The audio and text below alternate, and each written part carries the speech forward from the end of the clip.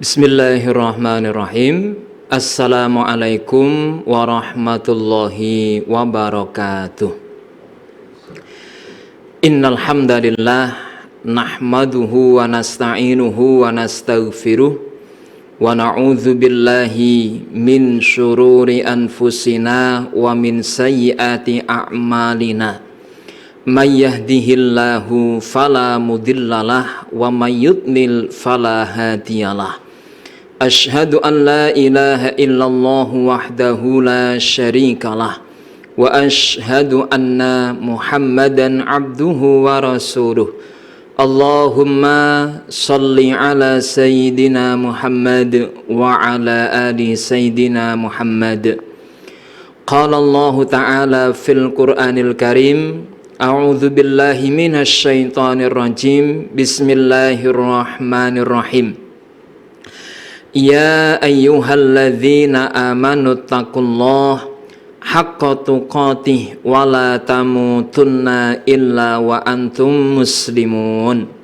Wa qala ta'ala aidan, ya ayyuhalladzina amanu kutiba alaikumus syiyam kama kutiba alal ladzina min qablikum la'allakum tattaqun.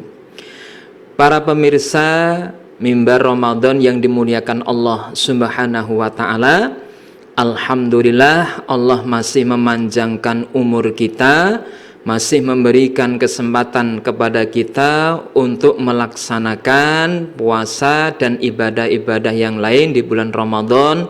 Mudah-mudahan amal soleh kita akan menjadi penyelamat kita dari dunia hingga akhirat. Amin.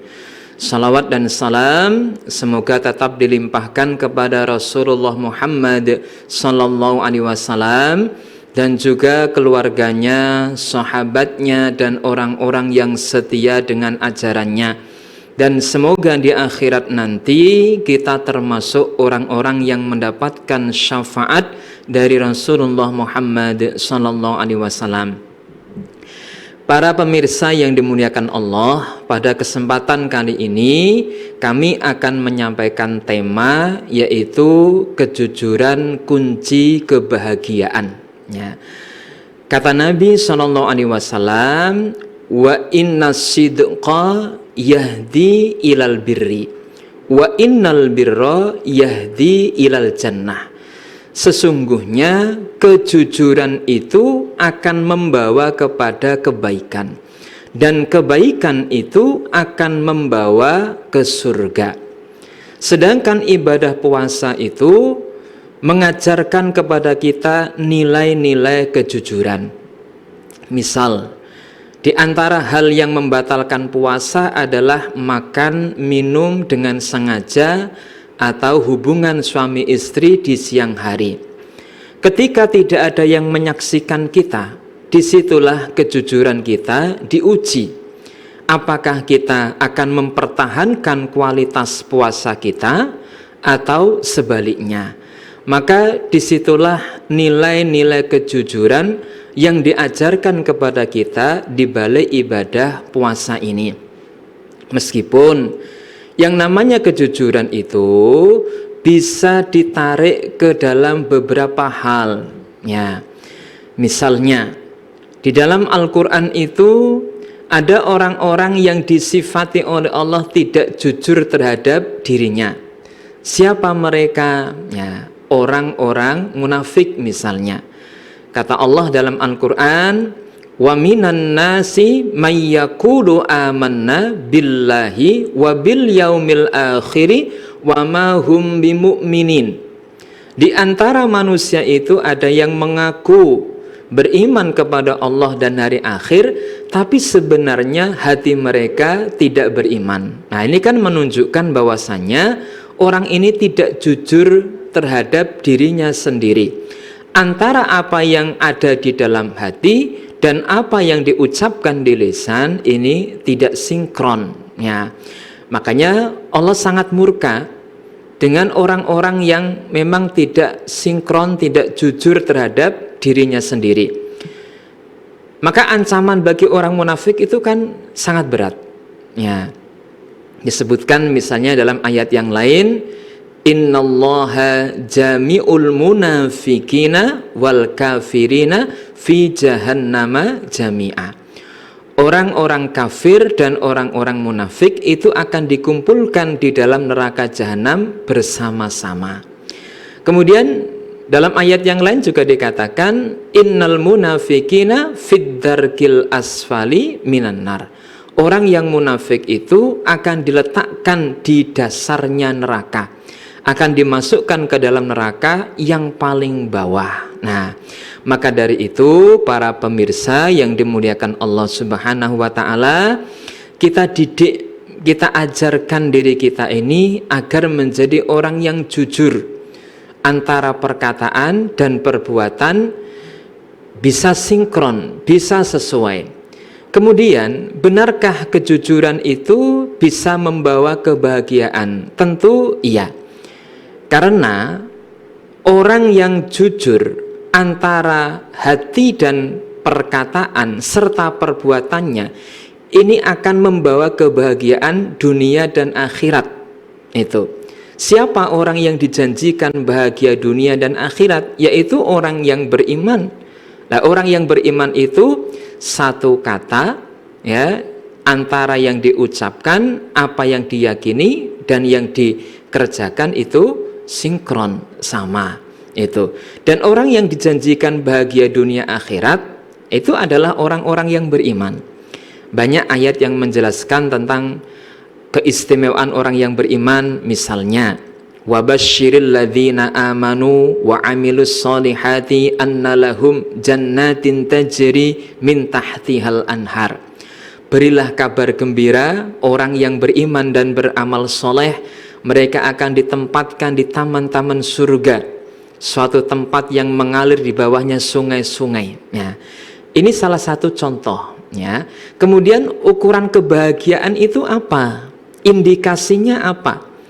Ukuran atau indikasi kebahagiaan itu adalah ketika seseorang bisa selamat dunia dan akhirat. Nah, itu sebagaimana doa yang sering dibaca oleh Rasulullah SAW, dan doa ini dikutip dari ayat Al-Quran, ya, disebutkan dalam sebuah hadis begini. Kana aktsaru du'air Rasul, doa yang paling sering dibaca oleh Rasul sallallahu alaihi wasallam adalah Rabbana atina fid dunya hasanah wa fil akhirati hasanah wa qina adzabannar. Doa yang paling sering dibaca oleh Nabi adalah doa ini. Karena doa ini sudah mengandung kebahagiaan dunia, kebahagiaan akhirat, dan dijauhkan dari api neraka. Ya.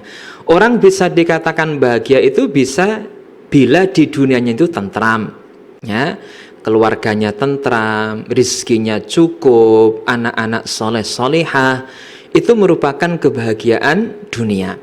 Kemudian orang bahagia akhirat ketika ia dibangkitkan besok pada hari kiamat dalam keadaan baik, ia menerima catatan amalnya dari tangan kanan, kemudian ia dibangkitkan dalam keadaan wajah yang bersinar cerah, lalu dia mendapatkan hisab yang mudah. Ini adalah kebahagiaan di akhirat. Kemudian ada penekanan waqina adzabannar, agar dijauhkan dari siksa neraka. Kenapa ada penekanan seperti itu? Kenapa Allah Subhanahu wa ta'ala mengajarkan kita doa semacam itu? Sebab di dalam ayat yang lain Allah juga punya takdir yang lain. Wa imminkum illa wariduha kana ala rabbika hatsman maqdiyah thumma nunajjil ladzina taqaw wa nadzaru dzalimina fiha jithiya. Kata Allah dalam ayat ini, pasti kalian akan mendatangi neraka. Itu sudah merupakan ketentuan dari Rabbmu. Kemudian kami selamatkan orang-orang yang bertakwa, dan kami biarkan orang-orang yang zalim dalam keadaan berlutut di neraka. Ya. Artinya, kalau dilihat secara sekilas, seolah-olah setiap orang itu akan mampir ke neraka. Ya. Tentu hal ini tidak berlaku bagi mereka yang memang dijamin oleh Allah masuk surga tanpa hisab. Misalnya golongannya para nabi, syuhada, sholihin, siddiqin, orang-orang yang jujur ya. Cuman kalau untuk kita, kira-kira wangun atau tidak untuk masuk surga tanpa hisab? Kalau secara doa, ya kita minta seperti itu.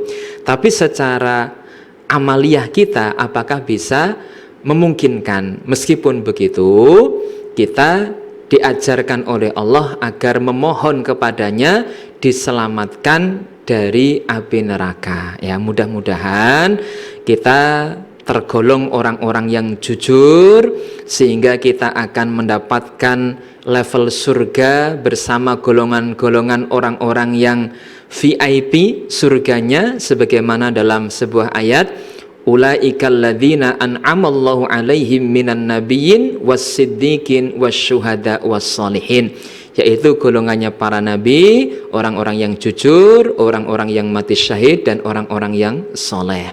Allahu a'lam bishawab. Semoga bermanfaat. Mohon maaf atas segala salah dan khilaf. Wallahu muwafiq ila aqwamit thoriq. Assalamualaikum warahmatullahi wabarakatuh.